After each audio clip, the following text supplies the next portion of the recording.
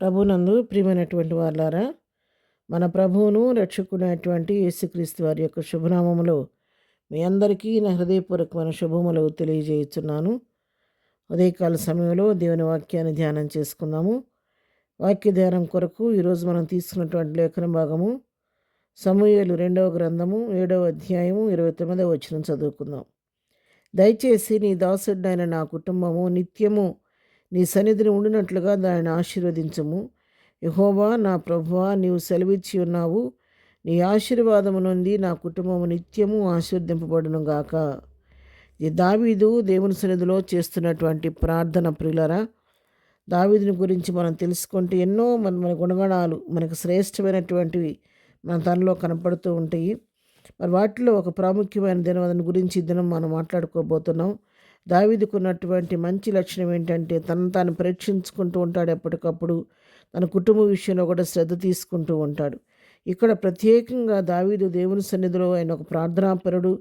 ప్రార్థన చేసుకోవటం, తన గురించి చేసుకోవటం మాత్రమే కాదు, మరి చేసిన మేళ్ళని బట్టి స్తుతి చెల్లించడం మాత్రమే కాదు, ఇక్కడ తన కుటుంబాన్ని గురించి ప్రార్థన చేసుకుంటున్నాడు. ఏమని అంటే, ప్రభువా, నీ దాసుడైనటువంటి నా కుటుంబం నిత్యము నీ ఉండటానికి కృప దయచేయమని అడుగుతున్నాడు.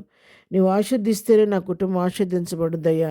నా కుటుంబాన్ని దయతో నీవు ఆశీర్దించమని, నీ ఆశీర్వాదం నుండి నా కుటుంబం నిత్యం ఆశీర్దింపబడును గాక అని తన కుటుంబాన్ని ఆశీర్దించమని ప్రభు సన్నిధిలో మనం చేసుకుంటున్నాను. దావీదు తన కుటుంబం విషయంలో తన కుటుంబం అంతా రక్షణ పొందిన కుటుంబంగా యెహోవా సన్నిధిలో తన కుటుంబం అంతా కనబడాలని, తన కుటుంబం అంతా కూడా దేవుని ద్వారా ఆశీర్దించబడాలని, దేవుని దీవెన ఆ కుటుంబం ఉండాలని చెప్పి ఎప్పుడు కూడా ఆశపడుతూ ఆ కుటుంబం కొరకు దావీదు ప్రార్థించినట్లుగా మనం చూస్తున్నాం. బైబిల్ గ్రంథంలో మనం గమనించినట్లయితే కొందరు భక్తులు వారు ముట్టుకు వారు భయభక్తులు కలిగి ఉండటం మాత్రమే కాదు, కుటుంబ విషయంలో కూడా ఎంతగానో శ్రద్ధ వహించారు. మరి మనం కూడా ఈ దినం ఉదయకాల వాక్యం వింటున్న మనం కూడా మన కుటుంబాల విషయంలో ఈ వాక్యం వింటుండగా, వాక్యం సూటిగా మనతో మాట్లాడుతుండగా మన కుటుంబాలు ఏ స్థితిలో ఉన్నాయో ఎవరికి వారు వ్యక్తిగతంగా పరీక్షించుకుందాము. మన కుటుంబం దేవుని కృప పొందుకున్న కుటుంబంగా ఉందా? దేవుని ఆశీర్వాదం మన కుటుంబం పైన, మన బిడ్డల పైన ఉందా? మన కుటుంబం అంతా రక్షించబడిన కుటుంబంగా ఉందా లేదా ఒకసారి మనం కూడా పరీక్షించుకుందాం. వాక్య వెలుగులో యెహోషువ గ్రంథంలో కూడా మనం గమనించినట్లయితే 24వ అధ్యాయం 15వ వచనం చదువుకుంటే అక్కడ యెహోషువ చెప్తున్నాడు, మీరెవరిని సేవింప కోరుకున్నాను, నేనును నా ఇంటి వారును యెహోవాను సేవించదం అన్నాడు. ఇక్కడ యెహోషువ చెప్తున్నాడు, మీరెవరిని సేవిస్తారో నాకు అనవసరం అయ్యా, అది మీ ఇష్టం. మరి మీ ముందే మార్గం మీకే చాయిస్ ఇస్తున్నాను. నేను మీకు ఇష్టమైన వారిని మీరు ప్రేమించుకోండి, సేవించుకోండి, కానీ నేనును నా ఇంటి వారు మాత్రం యెహోవానే సేవిస్తామని చెప్పి తన కుటుంబాన్ని అంతగా ఆయత్తపరుచుకొని ప్రభు సన్నిధిలో కుటుంబంతో సహా ప్రార్థించిన వ్యక్తిగా మనం ఇక్కడ యెహోషువ గురించి మనం గమనిస్తూ ఉన్నాం. అదేవిధంగా అపోస్తుల కార్యంలో మనం చూసినట్లయితే 10వ అధ్యాయంలో మనం చూసినట్లయితే అక్కడ 2వ వచనం చదువుతున్నాను. అతడు తన ఇంటి వారందరితో కూడా దేవునికి యందు భయభక్తులు గలవాడై ఉండి ప్రజలకు బహుధర్మము చేయొచ్చు ఎల్లప్పుడూ దేవునికి ప్రార్థన చేయువాడు. ఇతను ఎవరంటే కొర్నేలి. ఇటలీ పటాలం అనబడిన పటాలంలో శతాధిపతి అని కొర్నేలి ఒక భక్తిపరుడు కైసరులో ఉండెను. ఆయన ఎటువంటి వాడంటే తన ఇంటి వారందరితో కూడా దేవుని భయభక్తులు గలవాడై ఉండి ప్రజలకు బహుధర్మం చేసేవాడంట. ఎప్పుడూ ప్రార్థన చేస్తూ ఉండేవాడుగా ఇక్కడ మనం గమనిస్తూ ఉన్నాం. కొర్నేలి తన కుటుంబ విషయంలో శ్రద్ధ వహించి కుటుంబం కొరకు ప్రార్థిస్తున్నాడు. మరి దావీదు తన కుటుంబ విషయంలో శ్రద్ధ వహించి తన కుటుంబం కొరకు ఆశీర్వదించమని ప్రభు సహాయం వేడుకుంటూ ఉన్నాడు. మన ప్రభుని ఆశీర్వాదం కొరకు వేడుకుంటున్నట్టుగా మనం ఇక్కడ చూస్తూ ఉన్నాం. యెహోషువ గ్రంథంలోనే మనం 2వ అధ్యాయం మనం గమనించినట్లయితే 18వ వచనం చదువుతున్నాం. నీవు మమ్మల్ని దించిన ఈ కిటికీకి ఎర్రని దారమును కట్టి నీ తండ్రిని, నీ తల్లిని, నీ అన్నదమ్ములను, నీ తండ్రి ఇంటి వారిని అందరిని ఎంట చేర్చుకొనుము. ఇక్కడ రాహాబు అనేటువంటి ఒక స్త్రీని గురించి మనం చూస్తున్నాము.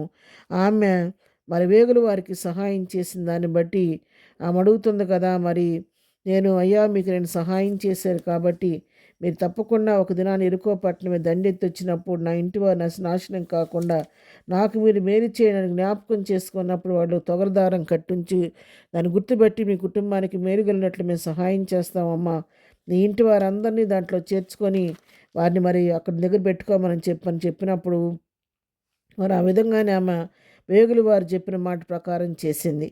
6 అధ్యాయం 23 చదువుకుందాం. యెహోషువ గ్రంథం. వేగుల వారైన మనుషులు పోయి రాహాబును, ఆమె తండ్రిని, ఆమె తల్లిని, ఆమె సహోదరులను, ఆమె కలిగిన వారందరినీ వెలుపలికి తోడుకొని వచ్చిరి. ఆమె ఇంటి వారినందరినీ వారు వెలుపలికి తోడుకొని ఇశ్రాయేలుల పాళెం వెలుపల వారిని నివసింపచేసిరి. యెరికో పట్టణం అంతా నాశనమైనప్పటికి కూడా మరి రాహాబుకి ఇచ్చినటువంటి మాటను బట్టి, చేసిన వాగ్దానాన్ని బట్టి యెరికో పట్టణం అంతా నాశనమైనప్పుడు కూడా రాహాబును తన ఇంటి వారందరినీ వారు రక్షించి వారి పాళెం వెలుపు నివసింపు చేసినట్టుగా మనం చూస్తున్నాం. కాబట్టి ప్రియులారా, మన మట్టుకు మనం భక్తిపరులుగా ఉండి సంతోషపడటం కాదు, కానీ మన కుటుంబ విషయంలో మనం శ్రద్ధ వహించాలి. కుటుంబం కొరకు ప్రార్థన చేయాలి. దేవుడు మనల్ని ఎక్కడకపోతున్నాడు, మన బిడ్డల విషయంలో ప్రభు మనల్ని ఎక్కడకపోతున్నాడు. కాబట్టి మన కుటుంబం అంతా కూడా రక్షణ పొందిన కుటుంబంగా, ప్రభువుని ధరించుకున్న కుటుంబంగా, యెహోవా చేత ఆశీర్వదించబడిన కుటుంబం ప్రభు కోరుకుంటున్నాడు. కాబట్టి ఈ క్రిస్మస్ దినాల్లో, మరి ఈ క్రిస్మస్ సంవత్సరంలో క్రిస్మస్ దినాన ప్రభు మరి కుటుంబం అంతా రక్షణ పొంది ప్రభువులు ఇది ఆశీర్వాదించినట్లుగా మనం ప్రార్థన చేసుకుందాం.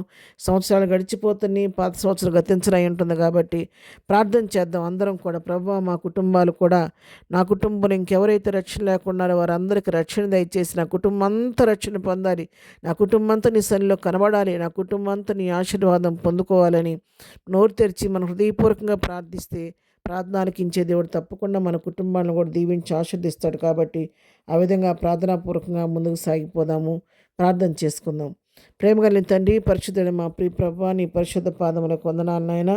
ఈ ఉదయకాల సమయంలో నీ వాక్యాన్ని మేము ధ్యానించుకున్నాం తండ్రి.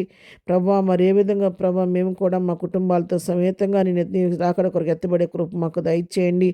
దావీదు ప్రార్థిస్తున్నాడు, నీకు నీ ఆశీర్వాదం నుండి నా కుటుంబం నిత్యం ఆశీర్వదించబడును గాక అని అడుగుతున్నాడు. కాబట్టి ఈ విధంగా ఆశీర్వాదం మా కుటుంబాలపైన కూడా ఉంచండి. ఇంకా మా కుటుంబాలు రక్షణ లేకుండా నశించిపోతున్న వారిని వెదకి రక్షించండి. ఎవరు నశించిపోకుండా అందరూ రక్షణ పొంది మేము కుటుంబాల సమేతంగా నీ సన్నిధిలో కనబడటానికి నీ ఆశీర్వాదం పొందడానికి సహాయం చేయండి.